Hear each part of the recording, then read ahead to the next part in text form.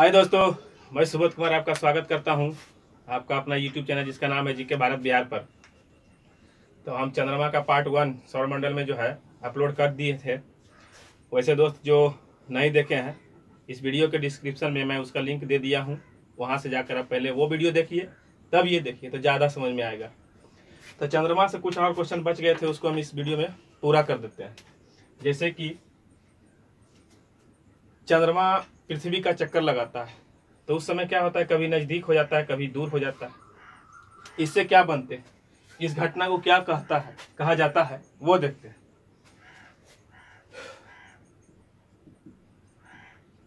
चंद्रमा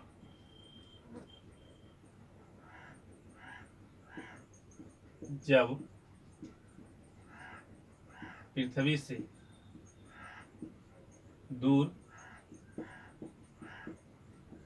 होता है तो उसे क्या कहा जाता है, दूर है इसलिए इसको क्या कहेंगे, अपभू कहा जाता है। क्या कहा जाता है, अपभू।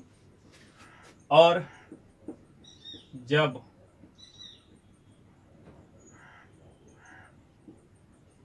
पृथ्वी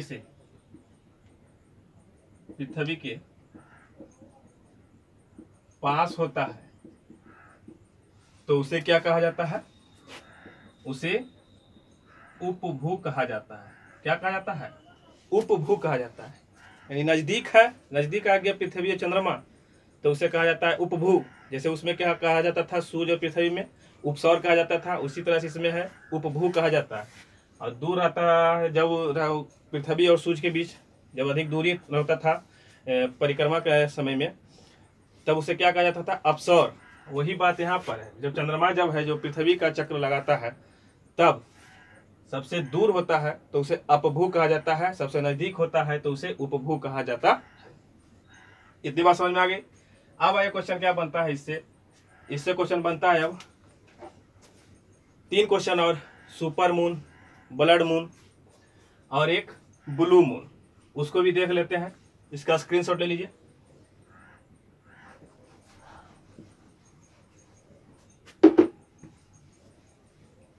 तो पहले देखते हैं सुपर मून। ये सुपर मून क्या है, जब चंद्रमा पृथ्वी के काफी नजदीक होता है यानी पास आ जाता है, जिसे क्या कहते हैं, उपभू कहा जाता है। उसी अवस्था में पृथ्वी पर से जब चंद्रमा को देखा जाता है तब आकार और चमकीला ज्यादा होता है। उसी घटना को क्या कहते हैं, सुपर मून कहा जाता है। ठीक है, जब चंद्रमा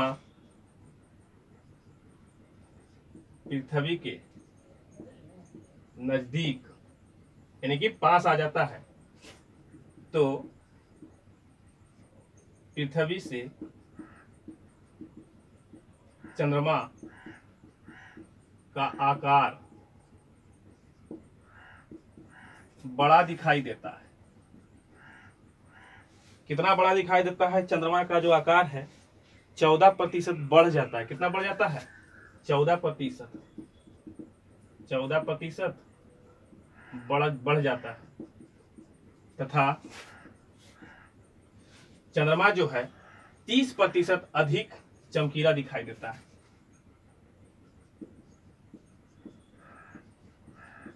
30% अधिक क्या दिखाई देता है, चमकीला दिखाई देता है। इसी घटना को क्या कहा जाता है, सुपर मून कहा जाता है। कोई बड़ा चीज नहीं था, बस इतना ही याद रखना है।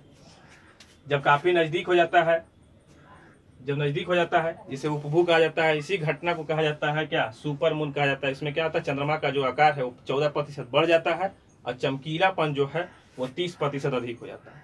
अब आइए देखते हैं क्या, ब्लू मून देखते हैं। ब्लू मून किसे कहते हैं, तो ब्लू मून ऐसे कैलेंडर माह यानी एक माह में क्या होता है, 2 पूर्णिमा हो जाता है।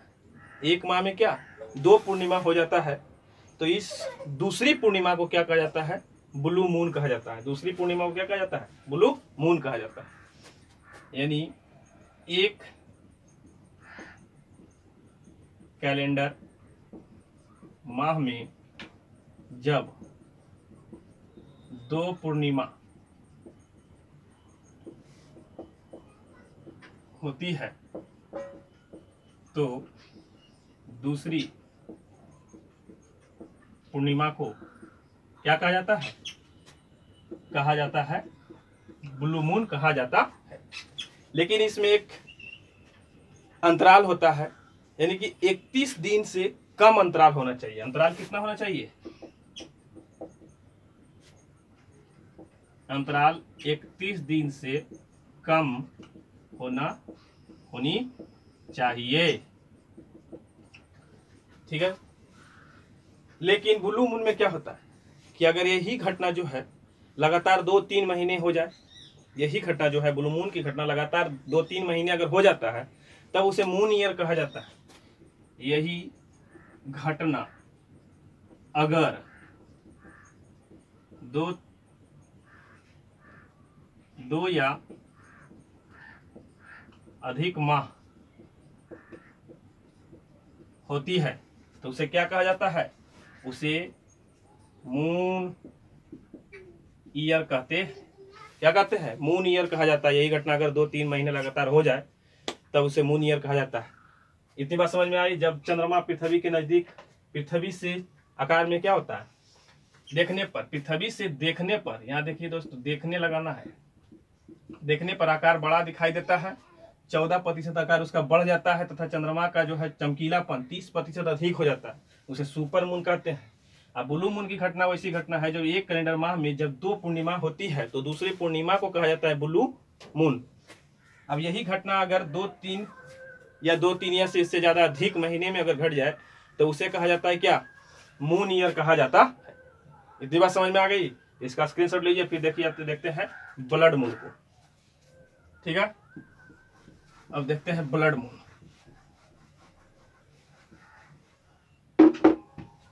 ब्लड मून क्या है?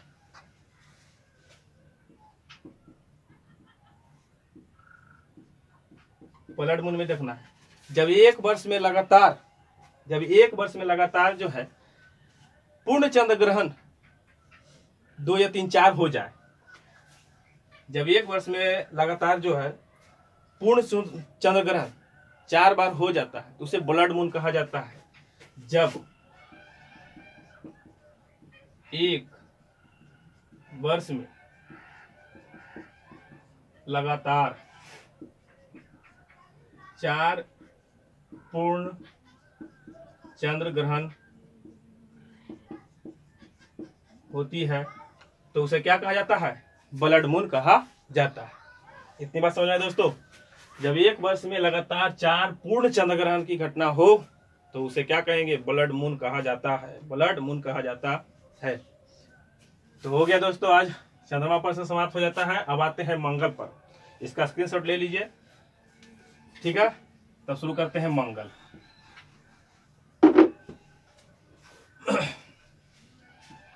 मंगल ग्रह, मंगल ग्रह से क्या क्वेश्चन बनेगा? यह एक आंतरिक ग्रह है। देखिए, आंतरिक ग्रह है, ये अंदर की तरफ है, आंतरिक ग्रह है जो ठोस अवस्था में पाया जाता है। फिर है मंगल, इससे और क्वेश्चन बनेगा क्या? यह जो है आकार में या द्रव्यमान है, आकार बोले या द्रव्यमान में बोले तो इस 7वें नंबर का है, 7वें नंबर का है। लेकिन यही बोले अगर सूर्य के दूरी के अनुसार, सूर्य के दूरी के अनुसार कितने नंबर का है? 1, 2, 3, 4, यानी कि 4थे नंबर का ग्रह है ये। फिर आप क्वेश्चन क्या बनेगा? यह लाल ग्रह है। लाल ग्रह कौन है? मंगल। लाल ग्रह इसे क्यों कहा जाता है? इसका कलर लाल है। तो लाल है क्यों? क्या उपस्थिति के कारण है? तो इसमें आयरन ऑक्साइड की उपस्थिति के कारण होता है। आयरन ऑक्साइड उपस्थिति के कारण यह ग्रह क्या है? लाल है। अब देखना है दोस्तों, कहीं आयरन सल्फाइड नहीं बोल दीजिएगा, ध्यान लगाना है। अ से आयरन, आ से ऑक्साइड, क्लियर? तो आयरन ऑक्साइड उपस्थिति के कारण यह ग्रह क्या है? लाल है। इसे लाल ग्रह कहा जाता है। या जो है सूर्य की परिक्रमा जो है कितने दिनों में करता है? 687 दिनों में करता है। कितना दिनों में? 687 दिनों में ये सूर्य का एक परिक्रमा कर लेता है। यानी कि यहाँ पर जो है एक साल जो होता है 687 दिन का होता है, यानी पृथ्वी से जस्ट डबल। ठीक है। अब क्या होता है, यह जो है यह ग्रह अपने कक्ष तल पर 25 डिग्री का कोण पर झुका हुआ है।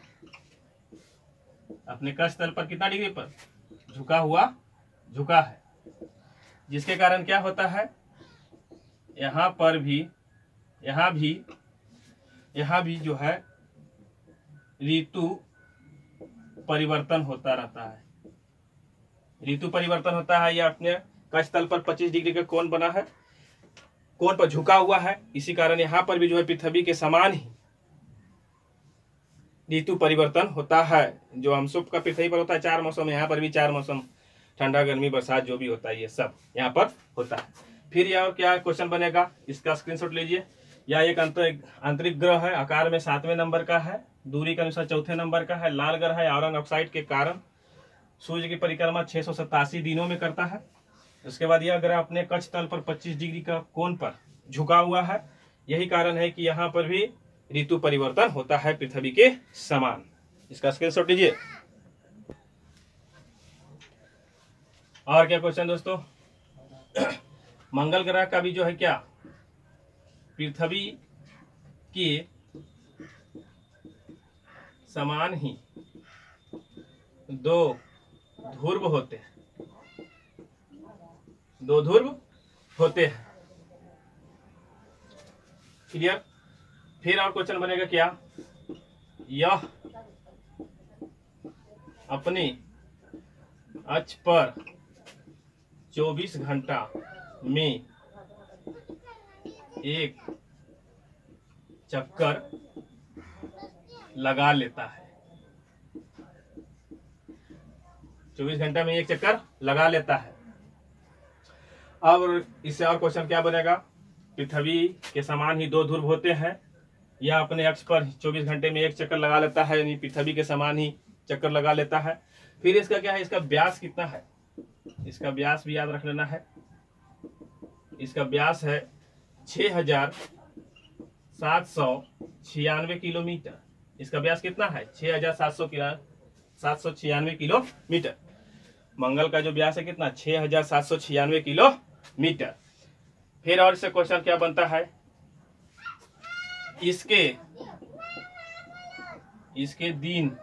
इसके जो है दिन का मान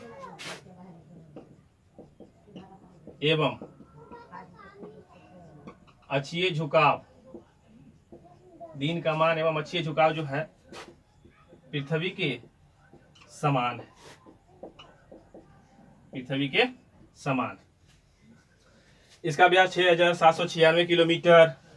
इसके दिन का मान एवं अक्षीय झुकाव जो है पृथ्वी के समान है। फिर और इसके उपग्रह भी हैं। उपग्रह 2 हैं। उपग्रह कितने हैं, 2।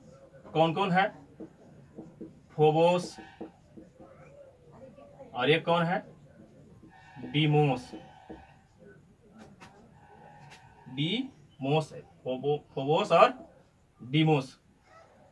डीमोस जो है सबसे सौर मंडल में सबसे छोटा उपग्रह है, सबसे छोटा उपग्रह है। अगर मंगल का पूछे बड़ा उपग्रह कौन, तो फोबोस। तो सौर मंडल का सबसे छोटा उपग्रह कौन, तो डीमोस। अब बात आ गया है कि इसका खोज किसने किया था। इसका खोज, इन दोनों उपग्रह का जो खोज हुआ था 1877 में किसने किया था, एम्स हॉल ने किया था। किसने किया था, एम्स हॉल नामक व्यक्ति के द्वारा खोजा गया था। यह अपने अक्ष पर 24 घंटा में एक चक्कर लगा लेता है। इसका व्यास 6796 किलोमीटर है। इसके दिन का मान एवं अक्षीय झुकाव पृथ्वी के समान है। इसके 2 उपग्रह है, फोबोस और डीमोस। डीमोस सबसे छोटा उपग्रह है, सौर मंडल का सबसे छोटा उपग्रह भी है। और 1870 में इसका खोज किया था किसने? एम्स हॉल ने। इतनी बात समझ में आई? इसका स्क्रीनशॉट लीजिए। फिर आइए देखते हैं कि सौरमंडल का सबसे बड़ा ज्वालामुखी, यानी सौरमंडल का सबसे बड़ा ज्वालामुखी जो इसी मंगल ग्रह पर है, सौर मंडल का सबसे बड़ा ज्वालामुखी, सबसे बड़ा ज्वालामुखी। फिर एक और याद रखना है, सौर मंडल का सबसे बड़ा या सबसे ऊंचा पर्वत, सबसे ऊंचा पर्वत, ये भी किस ग्रह पर है? तो मंगल ग्रह पर है। सबसे बड़ा ज्वालामुखी का नाम क्या है? Olympus, Olympus Messi. Olympus Messi है जो है सौरमंडल का सबसे बड़ा ज्वालामुखी, जो किस ग्रह पर है? मंगल ग्रह पर ही है। इसका नाम है क्या? Olympus Messi. और सब सौरमंडल का सबसे ऊंचा पर्वत है, उसका नाम क्या है? सौरमंडल का सबसे ऊंचा पर्वत जो क्या है? निक्स, निक्स ओलंपियाज, निक्स ओलंपिया। ये जो है हमारे माउंट एवरेस्ट से 3 गुना अधिक ऊंचा है दोस्तों, याद रखना है। निक्स ओलंपिया जो है सौरमंडल का सबसे ऊंचा पर्वत है जो मंगल ग्रह पर है, लेकिन वो भी इसका ऊंचाई क्या है? हमारे माउंट एवरेस्ट से भी 3 गुना ज्यादा ऊंचा है। सोच लीजिए कितना बड़ा है। सौरमंडल का सबसे बड़ा ज्वालामुखी ओलिपस में से किस ग्रह पर? तो मंगल ग्रह पर ही है। मंगल ग्रह पर क्या होता है कि एक दिन की जो अवधि होता है 24 घंटा 37 मिनट का होता है। मंगल ग्रह पर एक दिन 24 घंटा 37 मिनट का होता है, जिसे क्या कहा जाता है? एक नाम दिया जाता है जिसे सोलर डे कहा जाता है दोस्तों। जिसे क्या कहा जाता है? Solar day. कितना डे? Solar day. इतनी बात समझे। हमारे माउंट एवरेस्ट 3 गुना ज्यादा बड़ा है निक्स ओलंपिया। मंगल ग्रह पर एक दिन का जो होता है कितना समय का होता है? 24 घंटा 37 मिनट का, जिसे क्या कहा जाता है? सोलर डे कहा जाता है।